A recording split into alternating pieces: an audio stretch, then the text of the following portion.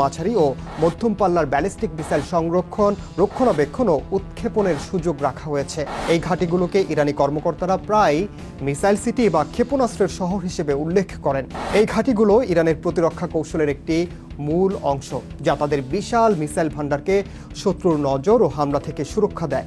ঘাঁটিগুলো প্রাকৃতিকভাবে বিমান হামলার বিরুদ্ধেও সুরক্ষা দেয়। তাছাড়া এর মাধ্যমে অতি গোপনীয়তার সঙ্গে সামরিক অভিযান চালাতে পারবে ইরান। এই ঘাঁটি কোথায় আছে, এমনকি কতগুলো আছে, তাও গোপন রাখা হয়েছে। তবে ধারণা করা হয় ইরানের পশ্চিমাঞ্চলের পাহাড়ি অঞ্চলে ডজন খানেক এমন ঘাঁটি রয়েছে।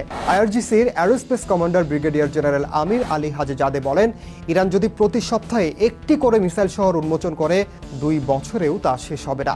2018 সালে আইআরজিসি জানায় তারা মিসাইল কারখানাগুলো ভূগর্ভস্থ ঘাঁটিতে স্থানান্তর করেছে। সে সময়ই প্রথমবারের মতো একটি মাটির নিচে ব্যালিস্টিক মিসাইল উৎপাদন কারখানার ছবি প্রকাশ করে তারা। মিসাইল ঘাঁটির বাইরেও ভূগর্ভস্থ বিমান ঘাঁটি, নৌ ঘাঁটি এবং ড্রোন স্থাপনা নির্মাণ করেছে ইরান। আধুনিক স্যাটেলাইট ও গোয়েন্দা প্রযুক্তি থাকা সত্ত্বেও এমন ঘাঁটির অবস্থান পুরোপুরি গোপন রাখা অসম্ভব। বিশেষ করে খননকৃত মাটি ও নির্মাণ কার্যক্রমের কারণে সম্ভব নয়। এরপরেও নিরাপত্তার দিক দিয়ে একেবারে দুর্বলও বলা যাবে না, কারণ এগুলোর সাধারণত পাহাড়ের মধ্যে কাটা হয় এবং 500 মিটার পর্যন্ত গভীর হয়, যা সব ধরনের বিমান হামলা ও বোমা হামলা থেকে সুরক্ষা দেয়। সব গুরুত্বপূর্ণ স্থাপনা পাহাড়ের গভীরে থাকে এবং কার্যত অপ্রতিরোধ্য। প্রবেশ ও বের হওয়ার পথগুলোই একমাত্র দুর্বল জায়গা হতে পারে।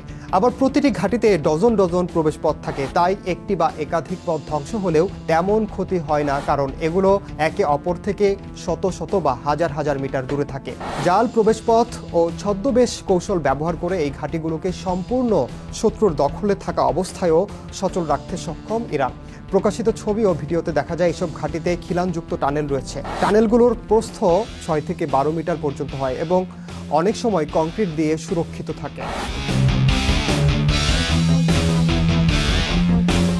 ভূগর্ভস্থ ঘাঁটিতে সংরক্ষিত ব্যালিস্টিক মিসাইল 2টি উপায়ে উৎক্ষেপণ করা হয়। একটি হলো ট্রান্সপোর্টার ইরেক্টর লঞ্চার্স বা TAL কে বাইরে এনে, আরেকটি হলো উলম্বভাবে ভূগর্ভস্থ সিলো থেকে। প্রতিটি ঘাঁটিতে একাধিক সিলো থাকে।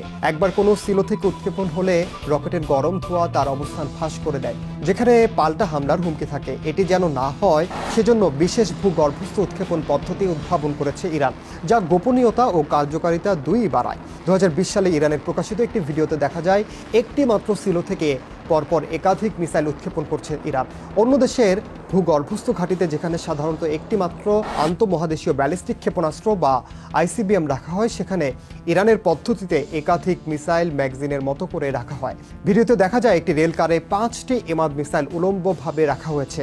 এই টানেলের দৈর্ঘ্য ও রেল ব্যবস্থা ইঙ্গিত করে বহু